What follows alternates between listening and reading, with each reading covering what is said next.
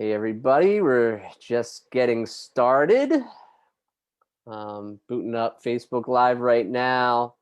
Just want to say thank you all for joining us today on our Facebook Live. We have Linda Martin, our board certified music therapist. And she will be sharing music as a teaching tool for use with students with special needs. So we'll be getting started here probably like a minute or so because we're ready to go.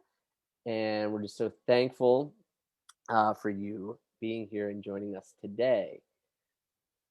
And a little bit about me. My name's Adam Lancer. I've been serving with Miracle 139 International since 2017. So I'm going on year number 4. And most of these videos that you've seen, I have shot and I have edited them, and I hope you enjoy them and that they've been informative for all of you.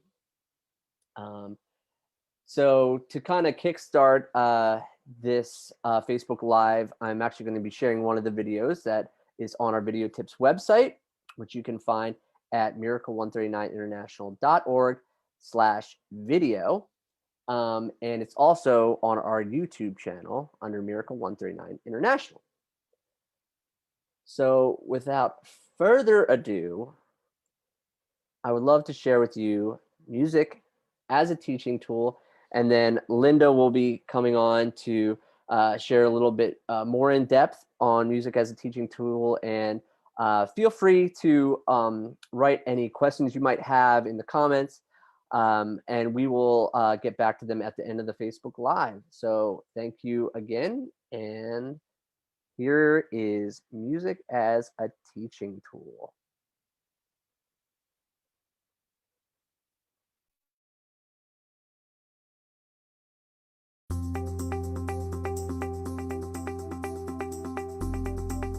Hi, my name is Linda Martin, and I'm a board-certified music therapist. As a music therapist, I feel like I have the best job ever because I get to use something fun like music to help teach students with special needs. Through many years of doing music therapy, I've seen just how effective music can be as a teaching strategy. There are many ways that music works to help teach students, but today I want to focus on memorization.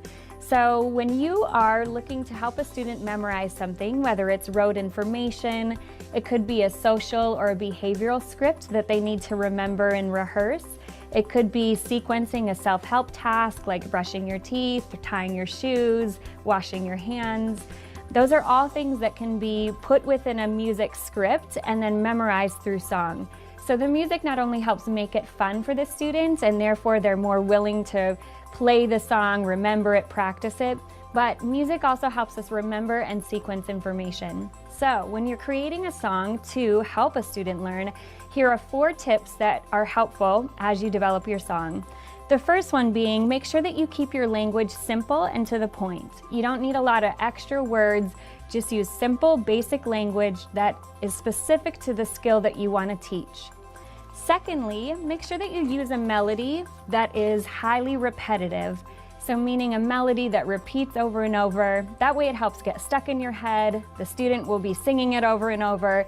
It aids with memorization and makes it just overall more fun. So you can use a familiar melody, you can make up a melody, but the key is just make sure it's simple and repetitive. Thirdly, make sure that your song is slow enough that the students can actually sing along. One of the challenges with music is often that they're very upbeat and fast, but then kids don't get a chance to sing the lyrics, and then they're not getting that information, which is key for using it for teaching. So make sure that your song is simple enough and slow enough that the students can sing along and retain that information. And then lastly, incorporate movement into your song.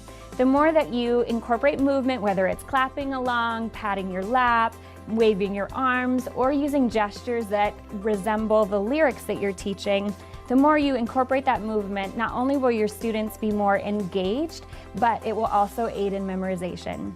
So have fun using music to teach. It's a great skill for any students, and it makes the classroom more fun.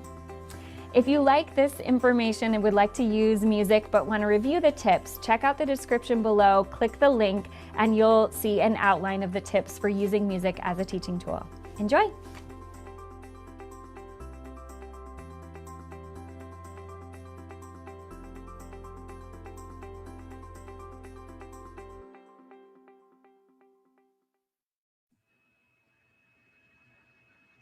Awesome. I hope you found that video helpful. And it is, like Adam mentioned, in our YouTube library of video tips. You can just search Miracle 139 International on YouTube and then music as a teaching tool if you wanted to go back and review any of that.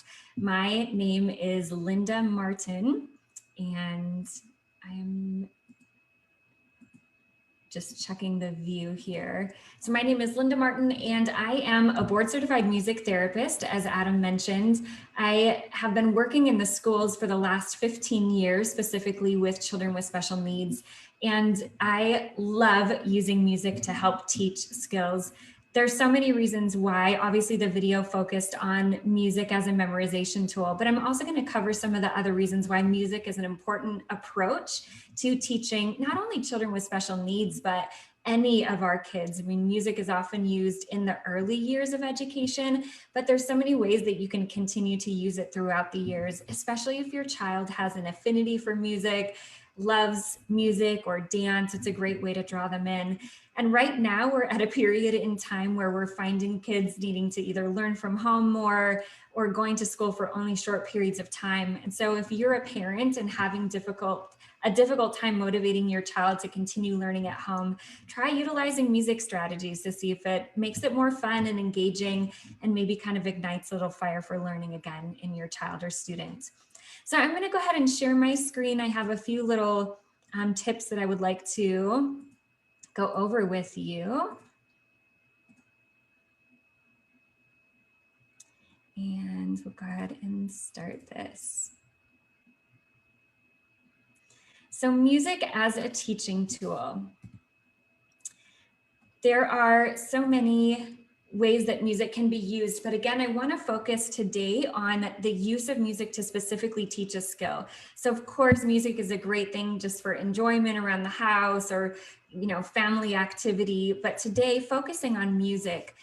One of the best reasons why music is an effective teaching tool is because it aids with memorization.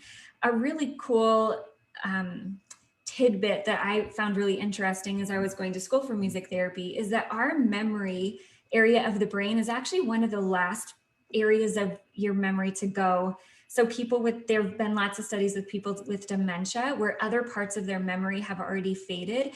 Music will actually bring back stronger memories than information non-music. So for example, you may have seen YouTube videos where a couple, let's say the wife has dementia and the husband plays a song that they used to dance to, and the wife will be able to remember that song and initiate contact or initiate conversation with the husband in ways that she wouldn't without that music trigger. So music really does have a powerful place in our brain and again in that memory and facilitating memory.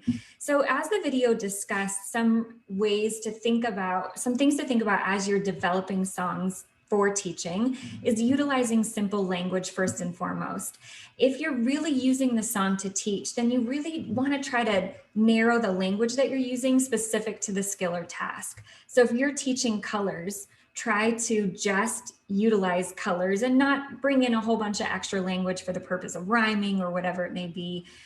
It detracts from the skill that you're actually trying to teach. So keep the language simple as much as possible. And of course, the repetitive melody is key. When you think about some of the jingles that you hear on the radio, the ones that get stuck in your head are the ones that are very repetitive, or songs on the radio. Sometimes they're the most simple songs. They just repeat the same lyrics or chorus over and over, but you'll find yourself going back and singing those songs because they're so repetitive. So again, another thing to think about when you're developing songs to teach a skill. And then make sure that as you're singing the song, it's slow enough that the child can sing along with you. So if you want the child to memorize this information, it's important that they sing along to as much as they're able to really get that information in their brain and stuck in their memory. So if you find that they're having difficult time singing along, maybe slow it down a little bit, check and make sure that the language that you're using is simple enough. And then add in movement whenever you can. Those gestures help us with the memorization along with the engagement piece. But studies show that as you build in more movement, it actually does aid in facilitating memorization. So really important to think about that. Plus, again, it makes it more fun. So what types of skills can you present through music? Rote information is probably the most basic. So any information that doesn't change, something that's learned, scripted. So that could be your letters, numbers, your personal information. So your telephone number, memorizing that. Things like I learned the 50 states and their capitals in a song. I also learned a song about the presidents back in the day. So lots of things that you can memorize through song that would be difficult if you were doing it without the music. And then sequencing tasks or events. So if you need to memorize the order of something, music is a really great way to learn how to do that.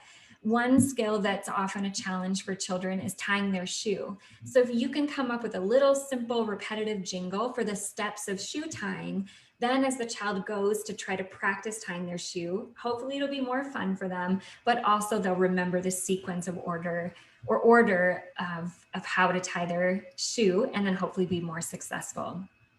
And then for kids with special needs, we work a lot with social and behavioral scripts. So things that they should memorize in terms of interaction or initiating engagement or interaction with a peer, or remembering what I need to do when I enter the classroom, or remembering how I speak with someone politely to get what I want. Those are all scripts that we can put to music to help the child remember that and be more successful in becoming independent in that skill. So along with memory, one of the biggest reasons why music is a successful learning tool is because for students who enjoy music, it can really engage their attention, make them more motivated for learning. And it's just a fun way to kind of help them forget that they're learning, right? Let's say a child really struggles with math.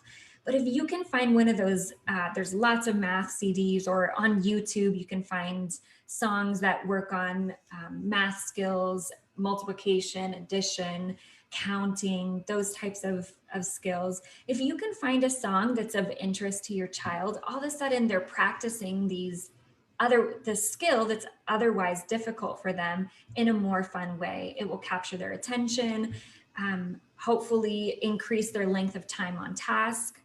But also, the great thing about music is it's naturally very repetitive. So when you have a chorus that comes up multiple times in the song, and within that, you're naturally embedding opportunities for repetition of those target skills. So you get more practice within a song without having to say, okay, go do that problem again on your paper. Okay, do it again, write it again. It's a little bit more fun to kind of sing it or practice it within a song. Music is naturally engaging and requires participation. So if your child is interested in music, you may see that they move their body, they tap their foot to it, they want to, tap on the desk to the beat of the music. Your body is naturally engaging at a higher level when you're involved, when you're engaged in a music activity. So just again, I'm saying the fun word a million times, but don't we want learning to be fun for our students? And this is a great way to do it. Like I mentioned, it helps increase the length of time on task if your child or your student is engaged in this music. But then it also provides inherent social opportunities. So when you think of music, it's often something that we do together, whether you're playing instruments, you're singing. When we're back in the classroom, kids can do music activities together, you can share instruments. There's lots of ways to make it a social opportunity, just embedded in whatever task you're working on in the song. So if it's something that you're looking to try to better engage with your child at home, also as you're teaching them, try incorporating music and see what types of fun activities you can do together, all while learning. So some types of activities that you can do that are music-based, again, to work on memorization, but also facilitate attention and motivation, are using pre-recorded music. So with YouTube now, there's just an endless variety of songs available on YouTube. So if you have a preschooler working on colors and letters and numbers, try searching a song on YouTube that is targeting those specific skills. Again, you may want to listen to it first and check it against those key points with memorization. If the song is too fast, try looking for a different one. If the song doesn't really give your child opportunities to say the words with the song, try searching for a different one, because not all music was made with the idea of teaching in mind. So kind of use those first little tidbits as a way to decide if it's a really useful tool in terms of learning. So the pre-recorded music, songwriting, that's something fun that you can do with your child. It doesn't have to be elaborate or in-depth. It doesn't even have to be recorded, but just coming up with a catchy beat, a simple melody. It can even be something that you piggyback from a familiar children's song. So for example, using the tune of Old MacDonald, taking that tune, but then putting new lyrics to it to match whatever skill or goal you're working on. And that can be something fun that you do. Again, you're kind of pre-teaching a skill as you write the song together. And then as you practice the song, again, learning is happening as you repeat it.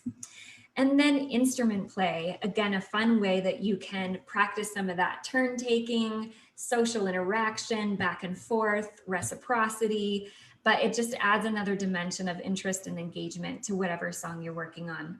Instruments can be something simple like shaker eggs, really basic, using a little drumstick and having even a plastic Tupperware that they tap on if you don't have a drum.